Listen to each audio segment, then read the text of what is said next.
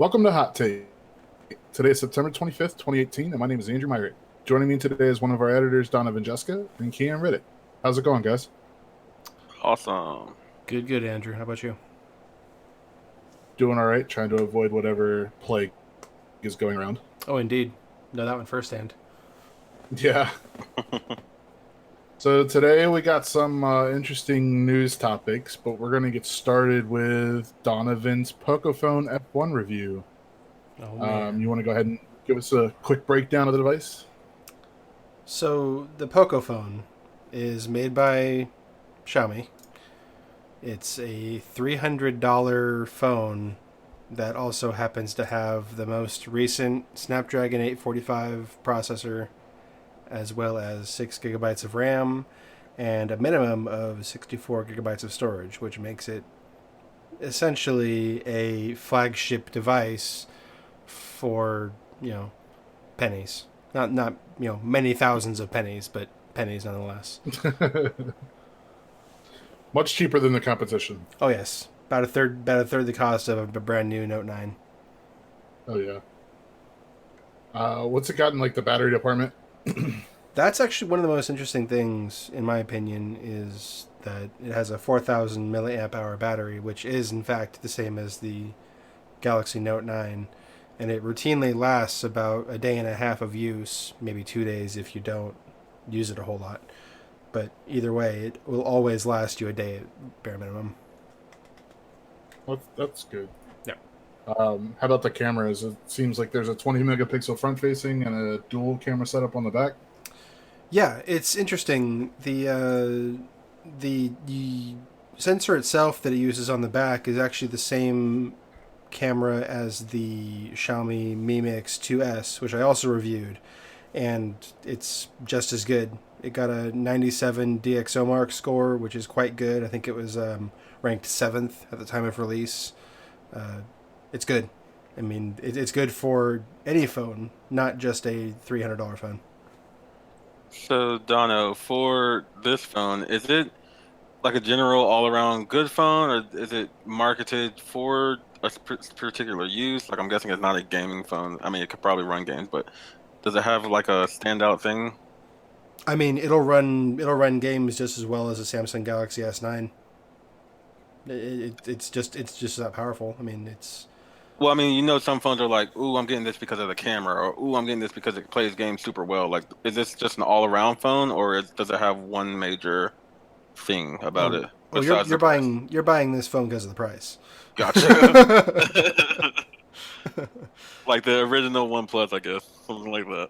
Yeah, I mean, we haven't seen prices like this since the Nexus line, really, since Google was taking a loss on their phones, which is I actually guess really so. interesting. Yeah. I mean, the only downside to this phone is the fact that it doesn't accept the LTE bands for North American carriers. So you're stuck with like the HSPA plus 3.5G style connection, which is still pretty fast. It's not bad, but you're not going to get full LTE on any of the major carriers. So you're a proud OnePlus 6 owner, right? Oh yeah, So fanboy, some would say. yeah. Uh, so how does the Pocophone F1 compare to the OnePlus 6, which comes from OnePlus, which was the quote unquote flagship killing company for the last 5 or 6 years? The only difference between these two phones that I'm holding in my hand, one on my left and one on my right, is the size of the notch and the body it's made out of. The Pocophone F1 is made out of plastic, which I have no qualms about. I think it's better than glass, personally. And the OnePlus is made out of glass, which I really, really dislike. But that's really the only difference, besides the aforementioned connectivity issues. The software is running on it. Is that what EMUI? Yeah. MIUI 9, it's going to be upgraded to 10. I would assume pretty soon because the Mi Mix 2S just got it as well.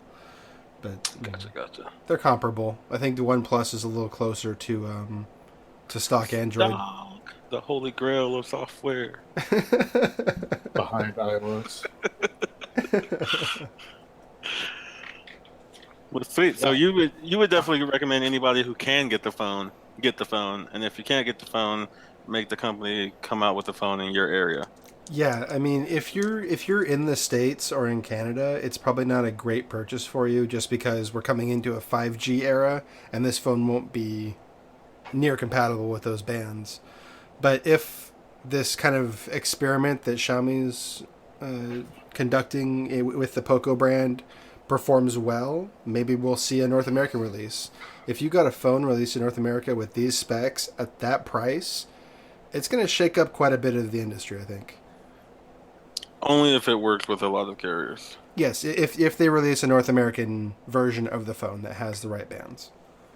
So if Xiaomi did this, or Pocophone, or whatever, however you want to say it, if they did, if they came to North America and gave us all the bands that we wanted and connectivity with the carriers that we wanted, how much marketing, like how big would their marketing budget actually have to be? Could they just come in and say, "Hey, you know that Galaxy Note 9 that you just bought? Well, these have the same specs, a little bit, and it's a little bit better, and it's a third of the price."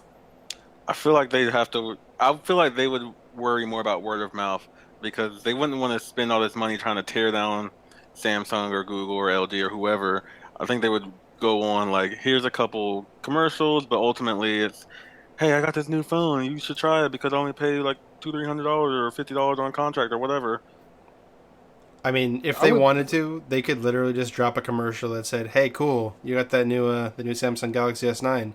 Why don't you buy a Pocophone F1 for your entire family for the cost of that one S9?" I miss the days of actual like phone wars where OEMs were like trying to one up each other, and now it's just. I mean, Samsung, Samsung and Apple. Apple do it. Yeah. LG does not. No, I meant Samsung and Apple. Yeah, but like in the Android realm, it's just Samsung. Yeah, you've got Samsung on top, and then LG is like, "Yeah, we're second place," and then Google's like, "Hey guys, we're relevant too, I promise." Yeah, I know. and HTC is almost dead. It's They are struggling. Gasping for breath. Struggling's not the right word. It's not about them.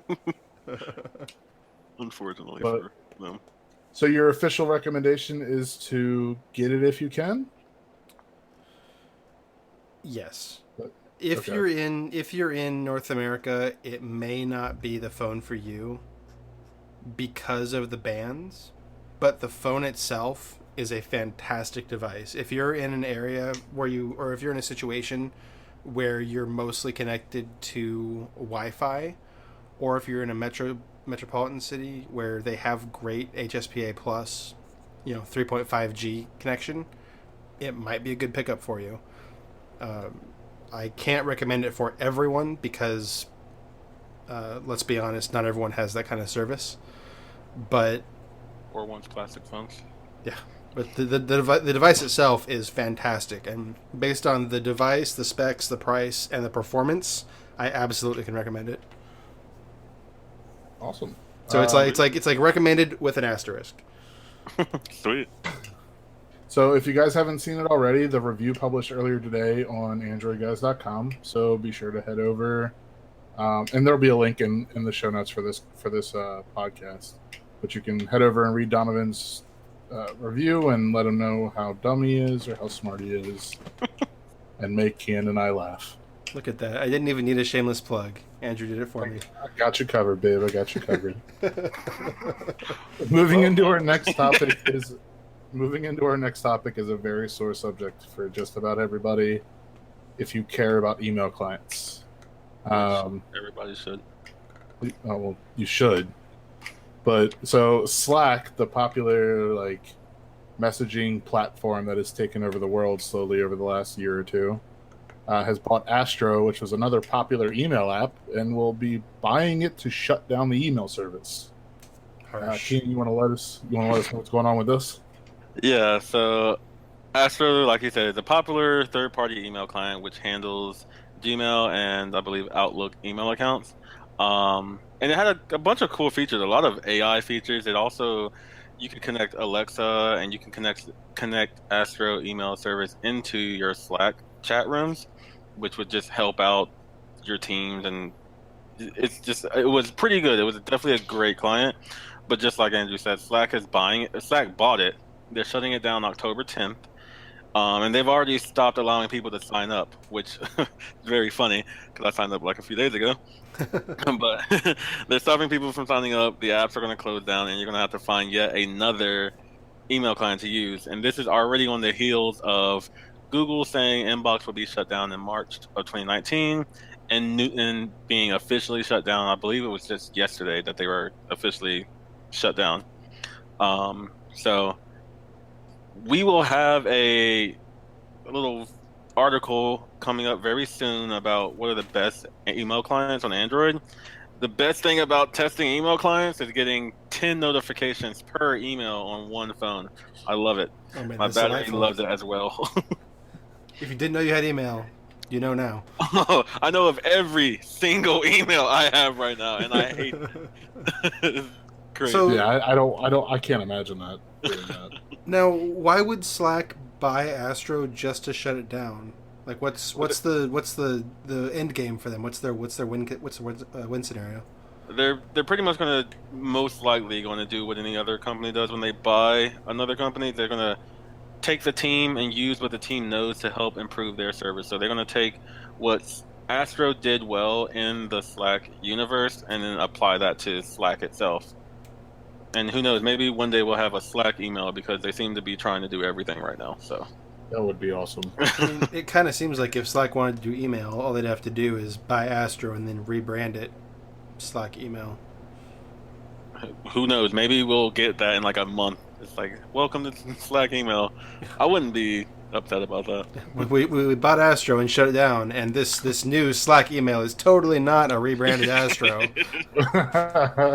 Only $10 It's a not the month. same app with just our name slapped on it. And our theme colors. Now it's part of the pro version of Slack. It now costs money when it was free before. Oh man, that's a shame. But if you use Astro, just be aware that you have a little over a month to anything that you've snoozed, anything that you've hidden, you might want to get that back. A little under a month to say your goodbyes, bid farewell, start your mourning Dude, process. This absolutely sucks. Like this just I will Like, say I wasn't a super I fan was- of Astro, but I mean, no, hey. but like we're losing good email. So we lost Newton. I was a Newton subscriber and previously did a review for the service on another website that I wrote for.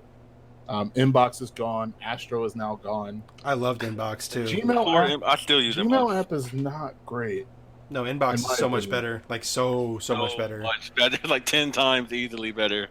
And I know that they're trying to bring features from Inbox to Gmail, but it's not fast enough, and you just might as well say, well, just turn Inbox into the Gmail app or something like that, because you're not going to get rid of the Gmail branding for the email application. Yeah. But, like, and I'm interested to see Keenan's, post when it comes out, whenever he gets it done, to use anymore. Like, on my iPhone, I don't even know. Oh, I'm using an app called Spark, which is supposedly coming to Android this year, but they said that in like January. Yeah. So it's That- still that is not on here the yet. list. This year, Uh, someday. They still have until December 31st. So Yeah, okay. Yeah, they'll do what OnePlus did last year and release Oreo on Christmas Eve, or like New Year's Eve or whatever it was. You know Um, what? I was It just thinking sucks, about it. though. And like Gmail, if all they have to do to make a Gmail into Inbox is just get rid of that god awful red color scheme in the Android app, and you're good to go. no, you have to add pinning. You have to add like the bundles and the smartness. Oh well, the bundle things are in there.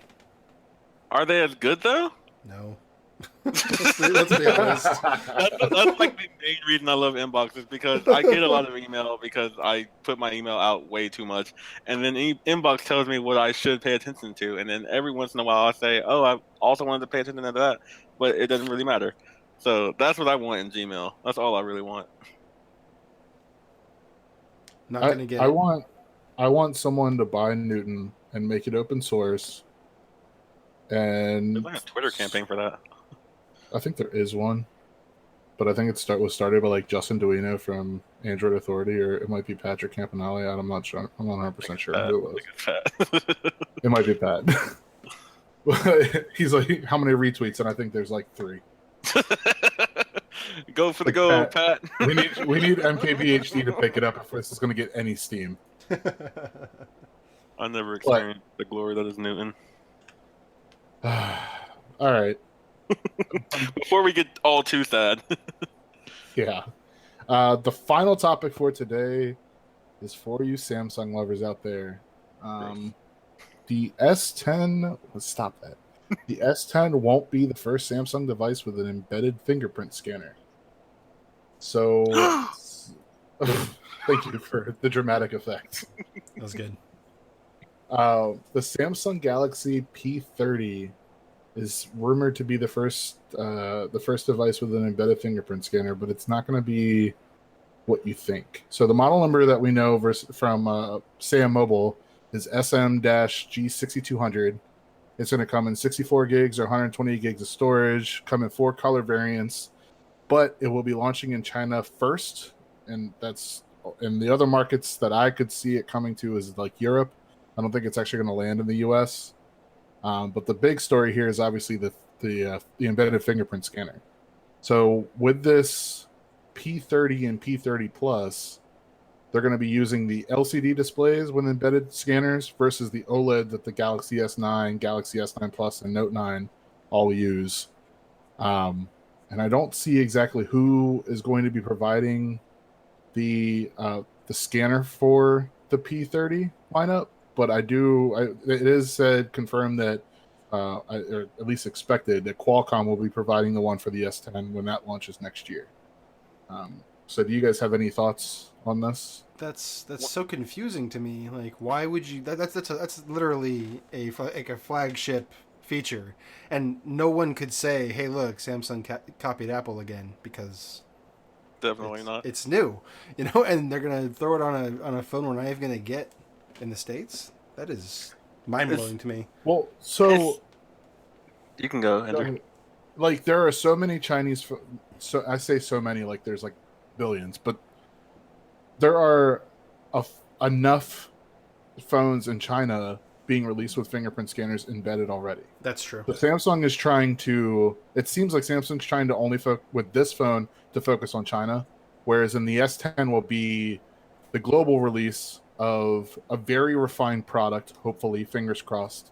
Not for my sake, but for the sake of Sammy fans, because then I will have a field day if it's not. It's true. But this gets embedded fingerprint scanners in the hands of users sooner versus waiting till April or May of next year. So maybe it's kind of like an experimental launch where they're using that phone to refine it for the S10. You think? I doubt it, because phones take like 7 months to make, so they wouldn't really even have time to use that information to see whether it's good enough for the S10. Yeah, you're not wrong. But also, why are they? I have several questions, and they're more obvious questions. One, why is it the P30 and not the P1 or 10? Also, why China instead of Korea? Like, why wouldn't you test it in your home market where there's not that much competition? It makes no sense to me. I mean, I'm sure it will come to Korea, but I am assuming that it's because China's market is gigantic. They're the most populous country in the world. Maybe India. Isn't that India? Yeah. One of them. They're either number 1 or 2.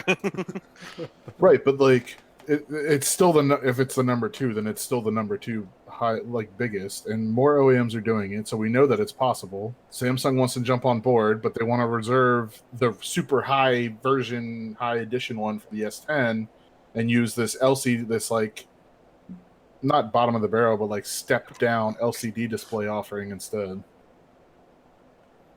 It's kind of interesting. I don't know. I mean, Samsung even just released a phone with 3 cameras on the back, which we're expecting to see. Yeah, I saw that. So they're trying to do stuff with phones that are not their flagships, and it's interesting to see them do that.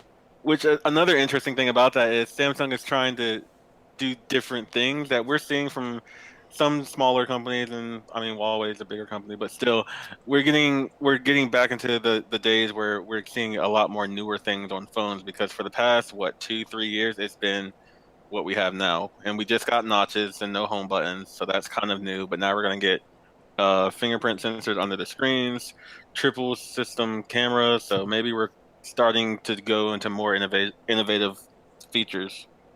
Hey, Pixel 3 boy, Hey, you're forgetting something. We're What's also that? getting bigger notches. Oh man.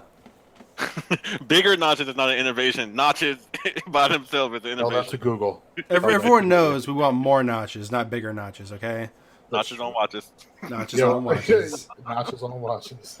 I'm never giving that up. Oh man. Oh man. Hey, Kian, you want to take us into our obligatory Google mention for today? Yes. Hey guys, I got Angie to add obligatory Google News. It's so great. But today, maybe, or at least sometime this week, is the 10th anniversary of the release of T-Mobile's G1, which was the first publicly available Android phone. And I never got a chance to use that phone because I used a Droid, like a real Android user. So, Andrew, do you want to talk excuse about you. the G1? Yikes! That's just I can't wait for the comments. That is inflammatory. I can't Yeah. wait. so. I didn't own the G1. I owned the G2, the T-Mobile G2, thinking it was the successor to the G1 when it kind of really it not at all was. Kind of like just a different phone. Wait, T-Mobile had a G2? Yeah. It did?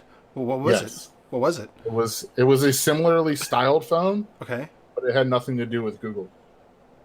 That was just like straight HTC. Was it a candy bar or was it a slider? It was a slide, like a swivel keyboard. Not even a slider. It was a swivel because my swivel keyboard kept breaking. So was it like a sidekick? No, No, it's just a T-Mobile phone. G2 is a real phone. Look it up, Dono. I'm going to right now.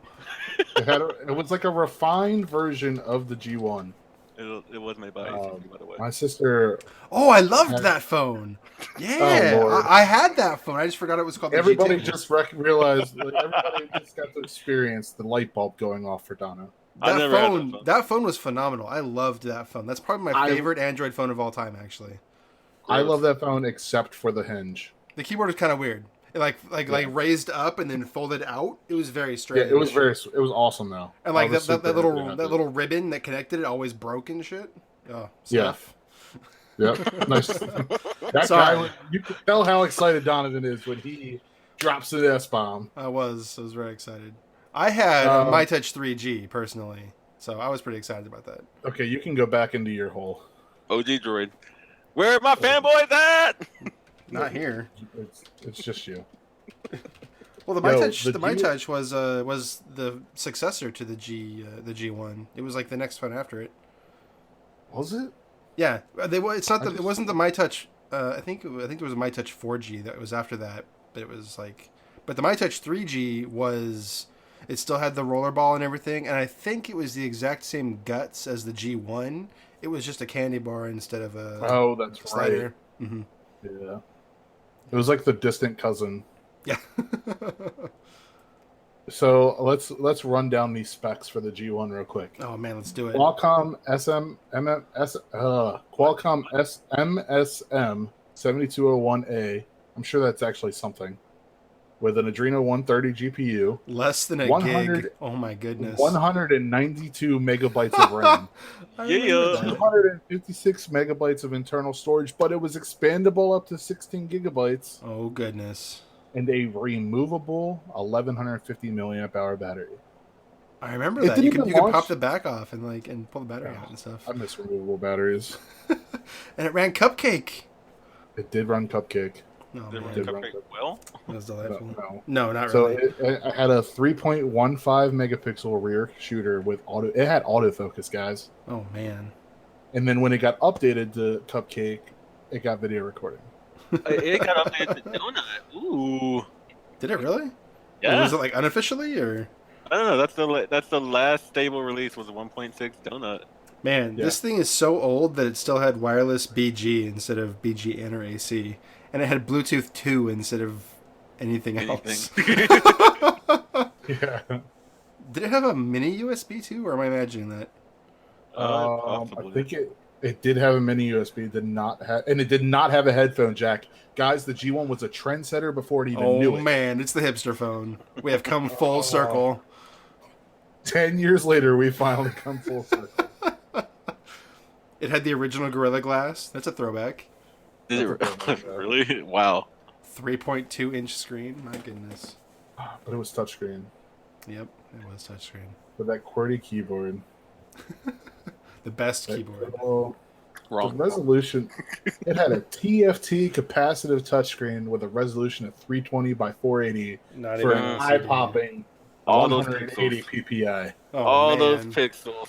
All those The pixels. screen to body ratio was 50% with a 3:2 aspect ratio. Goodness. Holy shnikey. I haven't looked at these specs in literally 5 or 6 years. Oh man. This is amazing. But this was all a precursor for, if we didn't have this, we would not be where we are today. We wouldn't have had the Droid. I really feel like the Droid is the phone that really made it. It was. You know? Yeah. The Droid wasn't even It my was. first. No, I mean it was, but seeing the G1 was... It's so weird looking at the pictures and everything of this phone. I'm sorry, I'm having a nostalgia trip at the moment. I think was we also all are. back Let's on be the honest. He was calling the shots for a lot of things. Yeah, and then it took Google 9 years to buy them And now they regret it. because of that notch. That's not why they regret it. You're right, because there's no watch notch. Oh man, you guys remember the chin on the G1? The chin. That was like the most delightful thing ever. And now, Because we, it now like we- kicked out a Is it little like a- bit? yep, Yeah, now, like now we get angry at Trackball on it or chins. something? Was that trackball usable? Oh yeah. Yeah. For a I think long it was time, I clickable. didn't use the touchscreen. I used because I was coming from BlackBerry, so I didn't use the touchscreen. I used the trackball. No. Yeah, but the BlackBerry Pearl trackball was so good. Oh, that's a classic. Good. I missed that phone. Yeah, look how many buttons are on the G1. There's a lot of buttons on that thing. Just on that chin, there's the menu button, the call button, the hang up and power button. Remember, because that was the thing where you either hung up or you shut your phone off while trying to. Yep. The home button and the back button, but they're all buttons. They're all The real chin has more buttons. buttons than like my Pixel or my iPhone. Real buttons. Wow. Ah man, the good old days. Good Back when days. we were kids. Back when we were. No, I was still. I disagree. Let's be honest. You guys are both children. We'll leave it there. Okay, Ouch. that's fair. I'm not. Oh man, and one more thing, the One more rooting thing. support for this phone. Is I'm it, seeing somebody. what is the somebody latest booting- unofficial ROM? Somebody booting CyanogenMod 6.1 based on Android 2.2.1. I remember Oh, that, okay. That's actually. not as extreme as I thought it Holy was going to be. No. I thought you were going to say like ice cream or something, and I'd be like, get out of here. Oh no. No. That's absurd. But this phone still boots for some people. That's pretty dope. It That's took crazy. one of the Android police guys like 3 different phones just to get it to work. Yeah, I did see that. All right, before we continue rambling more than we already have, that'll do it for today. Thank you for joining us. If you liked what you heard today, please consider subscribing to us on Google Play Music, iTunes, Pocket Casts, or anywhere where you can find podcasts. Please be also sure to head over to AndroidGuys.com and click on the link for this podcast. Not only do we post the sources for all of our stories, but you can also find out more information on our sponsor, Blue Microphones. If you like how Donovan and I sound and not Kian, you should head over to this post for the podcast and get a 20% discount code. We absolutely love our Blue Microphones, and we are not alone. Blue is an award-winning company and the driving force behind professional musicians, internet creators, and countless elite gaming teams and Twitch streamers. Their Blue Yeti USB mic is the internet's most popular microphone. For Kian Riddick and Donovan Jessica, I'm Andrew. Thanks for joining us, and we'll see you next time.